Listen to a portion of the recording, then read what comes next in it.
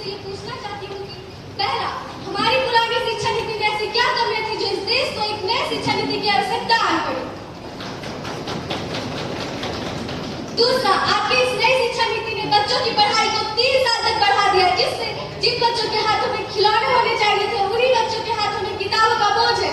इससे प्राइवेट स्कूलों का अरबों के बेकार का एक जरिया मिल गया है और गरीब माता पिता का बोझ बढ़ गया। आखिर इससे हमारे बच्चों के लाभ कैसे है? तीसरा, आपकी इस नई शिक्षा नीति में इस बात का कोई उल्लेख नहीं है कि कमजोर वर्ग के छात्रों के लिए कोचिंग व्यवस्था का जिक्र क्यों नहीं किया गया ताकि वे भी मेडिकल, इंजीनियरिंग व सिविल सर्विसेज की तैयारी कर सके। नहीं, इसमें नए विश्वविद्यालय व महाविद्यालय खोलने का कोई उल्लेख है। आखिर इससे हमारे बच्चों का लाभ एवं विकास कैसे है और हमारे देश का विकास किस तरह होगा? माननीय शिक्षा मंत्री शांत कुमार।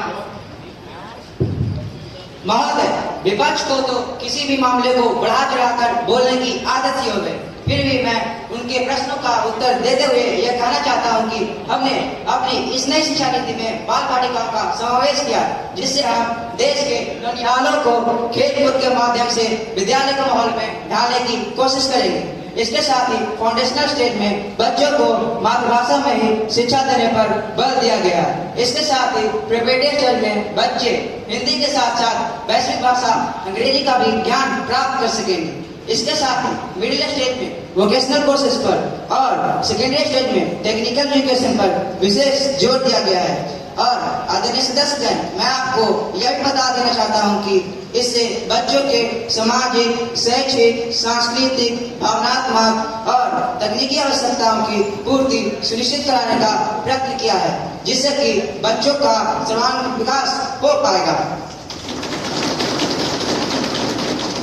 यही नहीं, हमने अपनी इस नई शिक्षा नीति में यह भी प्रयत्न किया है कि सरकारी विद्यालयों को इतना सशक्त बनाएं ताकि किसी को भी प्राइवेट स्कूलों में पैसे खर्च करने की जरूरत ना पड़े।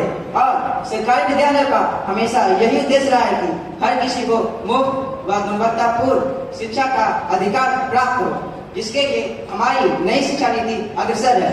मैं आशा करता हूँ कि विपक्ष को उनके प्रश्नों का उत्तर मिल गया होगा। धन्यवाद। प्रश्न संख्या 102 ऋषभ राज। महोदय, आज मैं अत्यंत दुख और क्रोध के साथ इस सभा के समक्ष खड़ा हूँ। हमारे शहर के युवा महिला के साथ अत्याचार हुआ। यह घटना न केवल कोलकाता बल्कि पूरे देश को झकझोर देने वाली है। इस घटना से यह स्पष्ट होता है कि महिलाओं को सुरक्षा के लिए कानूनों को और सख्त करने की आवश्यकता है। हमारे न्यायिक तंत्र को और सुधार करने की आवश्यकता है। धन्यवाद। माननीय गृह मंत्री रवि रंजन। माननीय अध्यक्ष महोदय, कोलकाता में हुई घटना वास्तव में दिल दहला है, लेकिन विपक्षी दल कैसे कर सकते हैं कि हमारी सरकार हाथ कांपते हुए थी। मैं मानता हूं कि हमारी सरकार से कुछ गलतियां हुई है, जिसके सुधार के लिए मैं अपार कोशिश कर रहा हूं। आरोपी को गिरफ्तार कर लिया गया है, साथ ही मामले की जांच छानबीन चल रही है। महिला सुरक्षा हेतु नए कानून एवं ऐसे मामले के लिए फास्ट ट्रैक कोर्ट स्थापित किए जाएंगे। मैं इस बात का पूर्ण विश्वास दिलाता हूँ कि पीड़िता एवं उनके परिवार को जल्द ही न्याय मिलेगा। धन्यवाद। Now question number 103 Ragini. Thank you, Honorable Speaker. I would like to draw the attention of this House to the incidence of heart attacks in India. In recent years, the incidence of heart attacks and heart diseases has been increased rapidly, indicating a health crisis in our country. This situation is especially very critical. It is not only in urban areas but also in the rural areas. This is having a serious impact on life of our citizens. I would like to ask from Honorable Health Minister to give us information about the steps taken by the government, such as public awareness, campaigns, health management policies.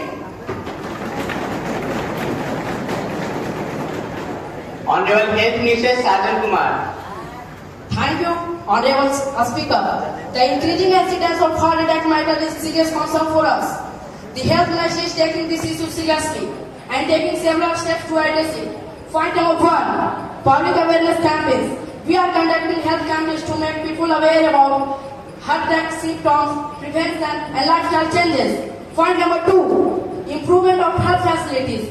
Towards improving health facilities for the treatment of heart disease, work is being done. which includes the availability of modern medical equipment and specialist doctors.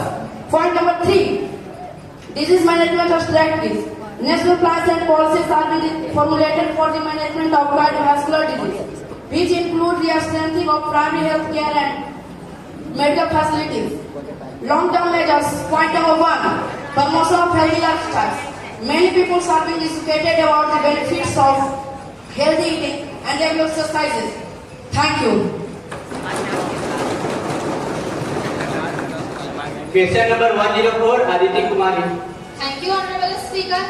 While Gaganyaan is a major remarkable achievement, my question to the Honorable Minister is, how does the government justify the expenditure on the mission Gaganyaan when there are still pressing issues like poverty and education, which need immediate attention, but it will not pretend to focus on some domestic challenges that heavily illustrate them. Thank you.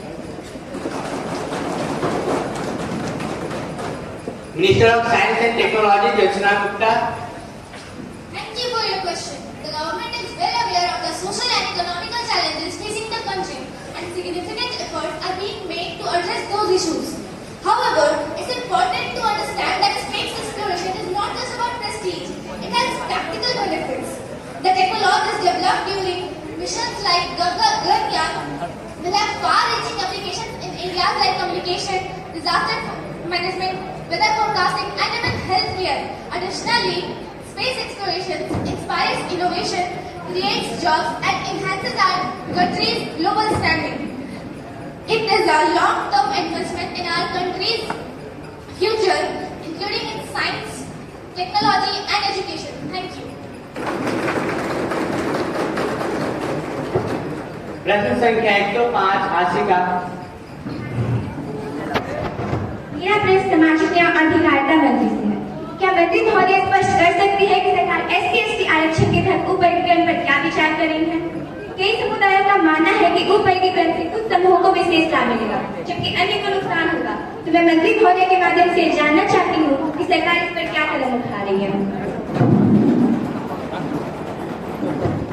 माननीय सामाजिक न्याय एवं अधिकारिता मंत्री. माननीय सदस्य के प्रश्न का उत्तर देते हुए यह कहना चाहूंगी कि SC/ST वर्गीकरण का मुद्दा बहुत ही संवेदनशील और जटिल है। सरकार का उद्देश्य यह सुनिश्चित करना है कि आरक्षण नीति के तहत सभी पात्र समुदाय को समान अवसर प्राप्त हो। उपवर्गीकरण का मुख्य उद्देश्य यह सुनिश्चित करना है कि जिन समुदाय को अभी तक आरक्षण के लाभ नहीं प्राप्त हुए हैं, उन्हें न्याय मिल सके तथा इस दिशा में सरकार ने एक आयोग का गठन किया है जो यह अध्ययन कर रहा है कि किन वर्गों को आरक्षण के लाभ प्राप्त करने में अधिक कठिनाई का सामना करना पड़ रहा है। माननीय अध्यक्ष महोदय, यह बात सच है कि उपवर्गीकरण का मुद्दा जटिल है, लेकिन सरकार इसमें निर्णय लेने में देरी कर रही है। कई दलित और आदिवासी समुदाय ऐसे हैं जिन्हें आरक्षण का पूरा लाभ नहीं मिल पा रहा, लेकिन कई विशेष वर्गों को इसका पूरा लाभ मिल रहा है। ऐसा क्यों? क्या सरकार एक समय सीमा तय कर रही है या फिर एक ठोस नीति लागू करना चाह रही है? अब जवाब देखिए उनकी। माननीय मंत्री जी. धन्यवाद माननीय सदस्य। जैसा कि मैंने पहले कहा, आरक्षण के लिए हमें समय चाहिए और इसके लिए सरकार के जो गठन के योग वो उन्हें समय चाहिए और सरकार ने भी इसका गंभीरता से विचार कर रही है। हमारी प्राथमिकता यही है कि सभी समुदाय को समुचित लाभ मिल सके। जल्दी इस पर एक रिपोर्ट तैयार की जाएगी जिसके आधार पर निर्णय लिया जाएगा। धन्यवाद। सदन में आज SC/ST के आरक्षण और उपवर्गीकरण पर महत्वपूर्ण सवाल उठाए गए। यह सदन इस बात को समझता है कि आरक्षण एक संवेदनशील विषय है और इसका उद्देश्य सभी पात्र समुदायों को समान अवसर प्रदान करना है। Now question number 106, Aditya Raj. Honorable Speaker, the situation in Bangladesh is quite serious. The level of corruption and inequality in their electoral system is a matter of great concern. It may lead to civil war. And listen, it will not affect only Bangladesh. It will affect the entire region and also our relation. What the government is doing about it? Does the government have any policy to maintain our relations with also promoting democracy in Bangladesh? Thank you. Honorable Foreign Minister Shivani Ranjan. Thank you, Honorable Member. We share a strong and historic bond with Bangladesh. Our government is doing everything possible to encourage the democratic institution of the country. In partnership with India, we have been discussions with the leaders there and have encouraged them to restore the democratic process. Additionally, we are ensuring that our bilateral relations remain stable and that Bangladesh internal politics do not have a negative impact on India. India has always been a supporter of democracy and we maintain the same perspective when it comes to Bangladesh. Thank you. प्रश्न संख्या 107 अभिमन्यु कुमार। आदरणीय महोदय, आप लोगों ने एक कहावत तो सुना ही होगा, पढ़ोगे लिखोगे बनोगे नवाब, खेलोगे कूदोगे की तरह। लेकिन महोदय, अब जमाना बदल गया है और इसे बदलने में बहुत बड़ा योगदान हमारे देश के उन खिलाड़ियों का है जिन्होंने ओलंपिक जैसे खेलों में पदक जीतकर देश का नाम रोशन किया है, जैसे पीवी सिंधु, मैरी कॉम, बजरंग पुनिया और भी बहुत सारे खिलाड़ी हैं। तो महोदय, अब जमाना बदल रहा है, इसी सिलसिले में मैं खेल मंत्री से यह पूछना चाहता हूँ कि आने वाले ओलंपिक खेलों में भारत के हिस्से में और भी पदक आए, इसके लिए सरकार कौन सी नीति अपना रही है, कौन कौन से कदम उठा रही है, मैं सरकार से उनकी रणनीति जानना चाहता हूँ। धन्यवाद। माननीय खेल मंत्री अनमोल रतन।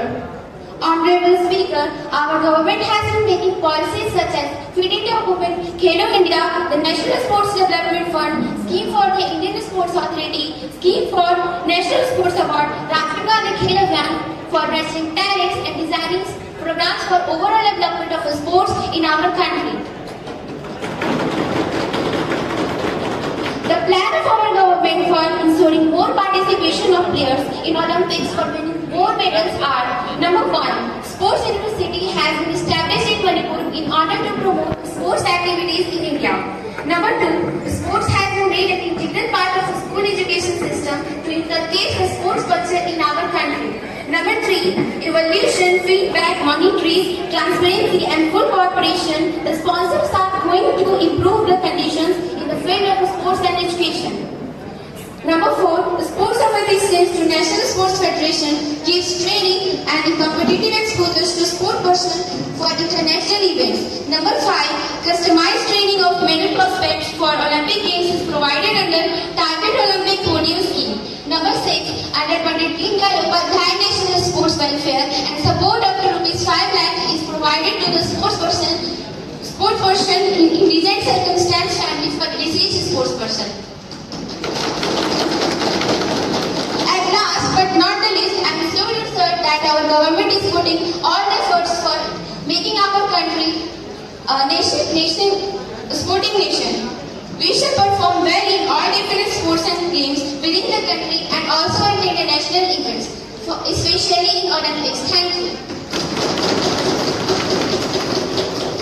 माननीय अध्यक्ष महोदय, यह बस खेल कूद का मामला नहीं रह गया। वो खिलाड़ी हमारे लिए ओलंपिक में पदक लेकर आते थे, अब उन्हीं के साथ अन्याय हो रहा है।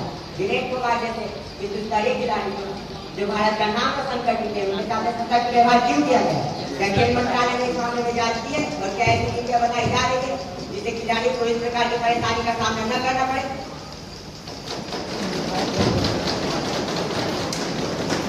माननीय खेल मंत्री।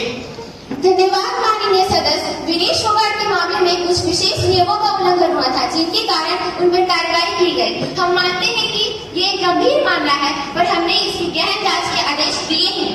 हम साथ ही सरकार यह सुनिश्चित करने की दिशा में काम कर रही है कि खिलाड़ियों को मानसिक, प्रशासनिक एवं शारीरिक समर्थन मिले, ताकि वे अपना सर्वश्रेष्ठ दे सकें। खिलाड़ियों के लिए एक अधिक पारदर्शी एवं अनुकूल नीति बनाने पर काम चल रहा है, ताकि इस प्रकार के मामलों को भविष्य में टाला न जा सके। धन्यवाद। प्रश्न संख्या 108 अर्पिता।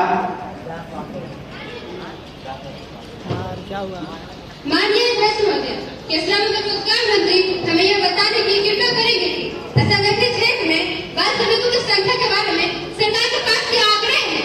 सरकार के पास बाल श्रमिकों की संख्या में कमी लाने है एवं उनके नियोक्ता व अभिभावकों के विरुद्ध कार्रवाई हेतु सरकार कौन सी योजनाएं बना रही है? सरकार के पास बाल श्रमिकों की संख्या के बारे में कौन सी योजनाएं हैं? कृपया कृपा करें।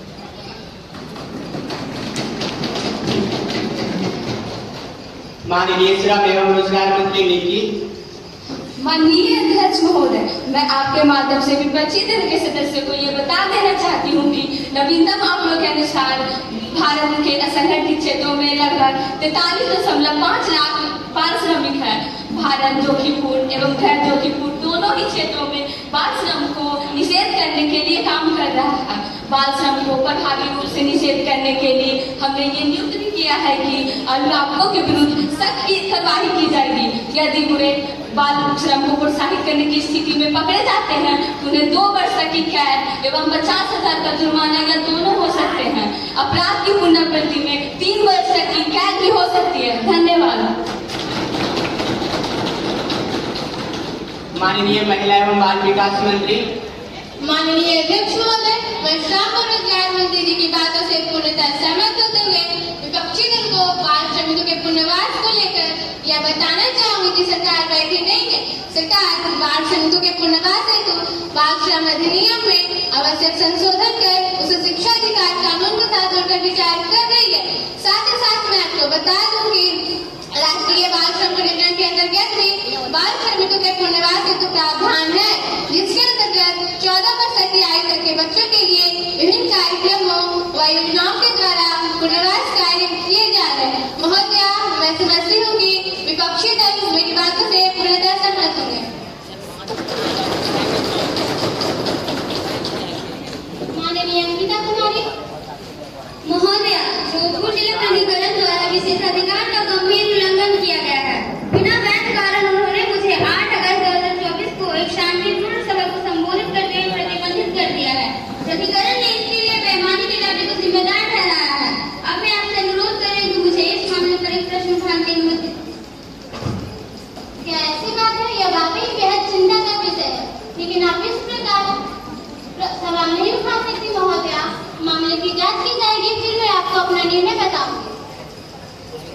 माननीय कृषि मंत्री जी महोदया, मैं निम्नलिखित दस्तावेज सभा पटल पर रखती हूँ। कंपनी अधिनियम 1956 की धारा 619 की उपधारा 1 के अधीन निम्नलिखित कागजात की एक कॉपी हिंदी और अंग्रेजी रूपांतर में। धन्यवाद। माननीय शहरी व विकास मंत्री जी। श्रीमती, आपके अनुमति से सभा पटल पर रखी कंपनी अधिनियम 1956 की धारा 619 की उपधारा 1 के अधीन निम्नलिखित कागजात की एक कॉपी हिंदी और अंग्रेजी में। माननीय इस्पात और खनिज मंत्री जी। श्रीमती, आपकी अनुमति से मैं खान और खनिज अधिनियम 1957 धारा 28 की उपधारा 2 के अधीन जारी निम्नलिखित अधिसूचनाओं की एक सभा कॉपी पटल पर रखती हूँ। Secretary General to report message from the upper chamber of the Bar Parliament. Ma'am, I have to respect the following message received from the upper chamber of Bar Parliament.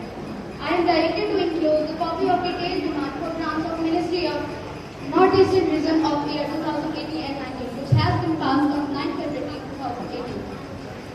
Secretary General to lay on the table a bill passed by the upper chamber of the Bar Parliament. Sure, ma'am. माननीय सदस्यगण, मुझे घोषणा करनी है कि मेरी ओर से तथा माननीय सदन की ओर से जापान के सदस्य को आदरणीय योशी युकी और जो भारत की यात्रा पर है, मैं उनका स्वागत करती हूँ। यह एक उच्च अधिकार प्राप्त प्रतिनिधिमंडल है। यह प्रतिनिधिमंडल सोमवार 25 अगस्त को यहाँ पहुँचा है। प्रतिनिधिमंडल के सदस्य इस समय विशेष कक्ष में बैठे हैं।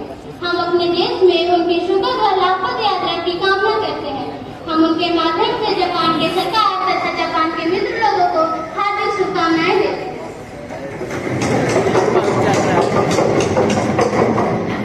अब हम ध्यानाकर्षण प्रस्ताव पर चर्चा करेंगे।